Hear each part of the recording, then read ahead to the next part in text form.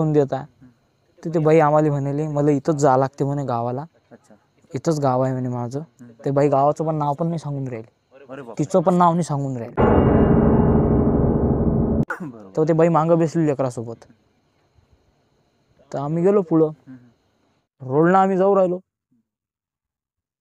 तरी दोन तीन किलोमीटरच्या पुढे तेच बाई उभे, तेच.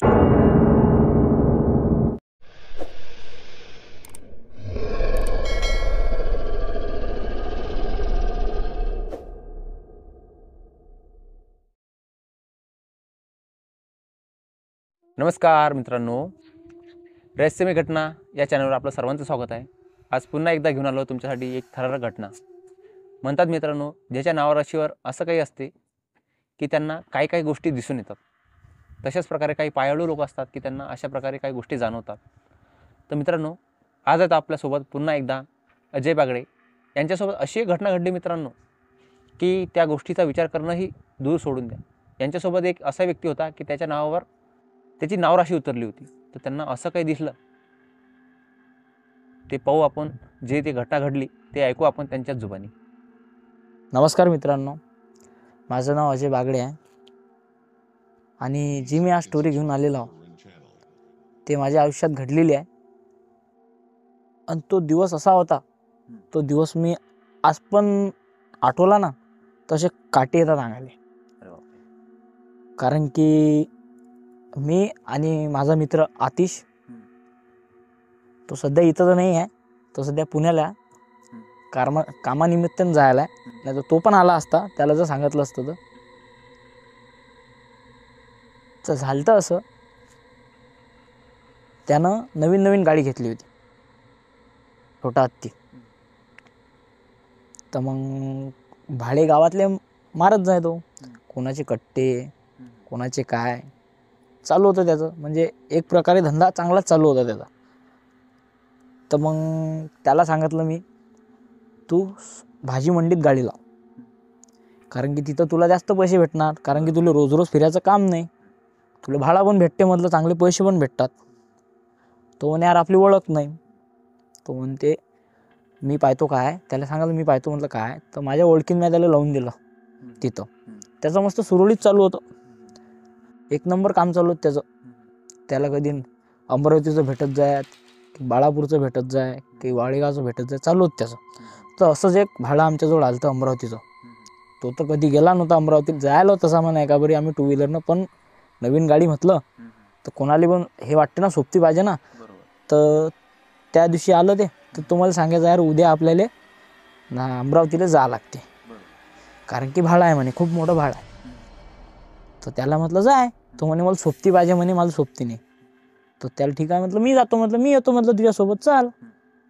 तर तो म्हणे चल म्हणे, जाऊ म्हणे आपण दोघं सोबत. मी म्हटलं ठीक आहे. उद्या सकाळी म्हटलं आम्ही निघलो.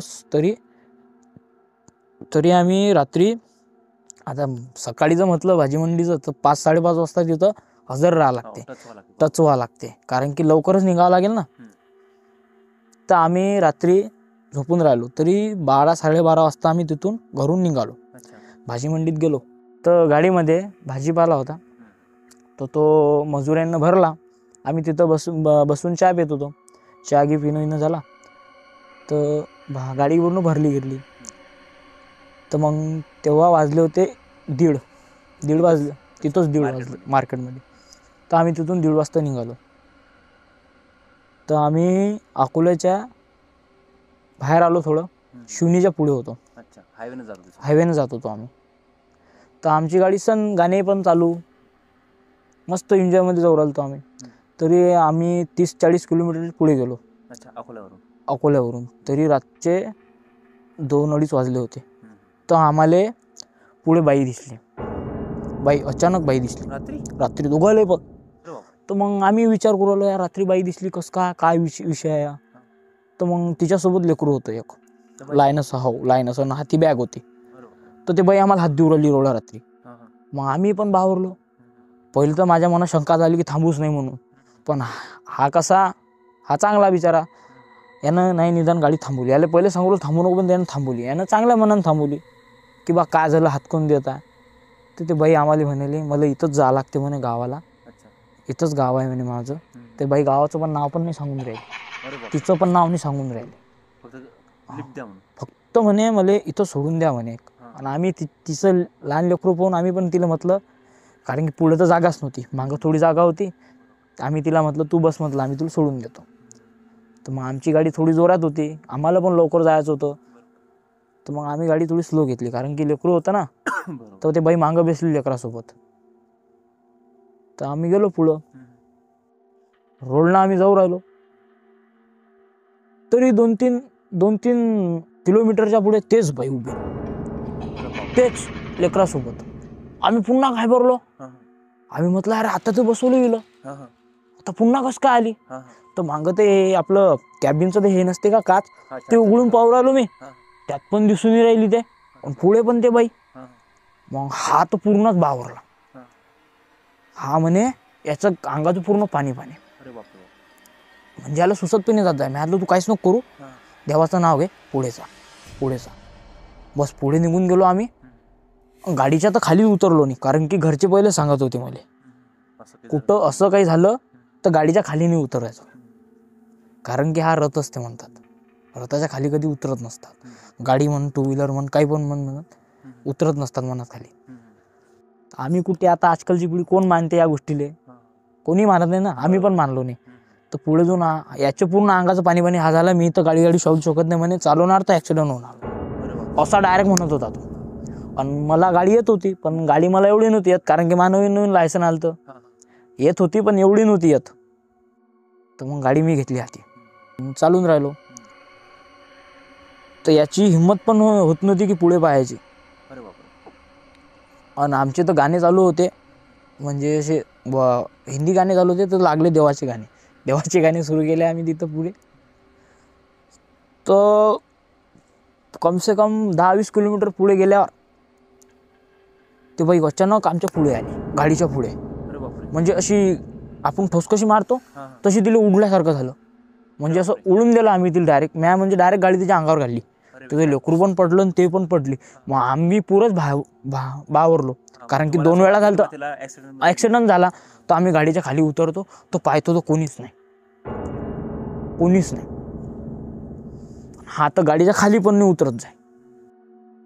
मग इकून तिकून मी खाली उतरलो, मागं पाहिलं तर मी ते कॅबिनचं हे असते की ते आपलं, त्याच्यामध्ये पाहिलं, त्यात पण काही नाही. समोर पण ते नाही. अजूक गाडीत बसलो तर अजूक पुढे दिसे. तर आमचं डोकं एवढं हे झालं तर तिथं खराब, म्हणजे आम्हाला सुचत पण नाही जात जाय आम्ही काय करू राहिलो, काय करा, काही समजतही नाही जात जाय. तर आम्ही तिथं देवाचे नाव घेतले, गाडी सेल्फ मारला, आणि कसं नाही निदान आम्ही कसं तरी अमरावतीला पोहोचलो, तेवढाच भेवामध्ये. तर आम्हाला तिथं 5 ते 5:30 वाजे लोक पोहोचणं होतं. तिथं आम्ही 7 वाजता पोहोचलो. आणि 7 वाजता पोहोचल्यानं आम्हाला भाडं पण कमी भेटलं. पण मा मित्र मला म्हणायचं भाडं तर जाऊ दे म्हणे, पण जीव वाचला हे लय मोठी गोष्ट आहे म्हणे. आणि त्याच दिवसपासून मित्रांनो तो त्या रोडवर अजून पण गेला नाही गाडी घेऊन. हो, भाजी मंडीमध्ये तर त्यानं रातचा सफर तर बंदच मारला, कारण की भाजी मंडी म्हटलं तर रात तर आलीच. त्या दिवसपासून त्यानं सर्व बंदच मारलं.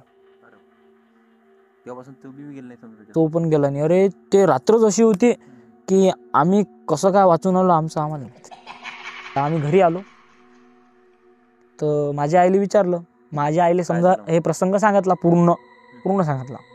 तर माझी आई म्हणे काही झालं नव्हतं म्हणे, तुमची म्हणे नावराशी उतरली होती. तर आता आजकालची पिढी जर म्हटलं, आपल्यासारख्याचं पोरं म्हटलं, कोणी पण विश्वास नाही करत.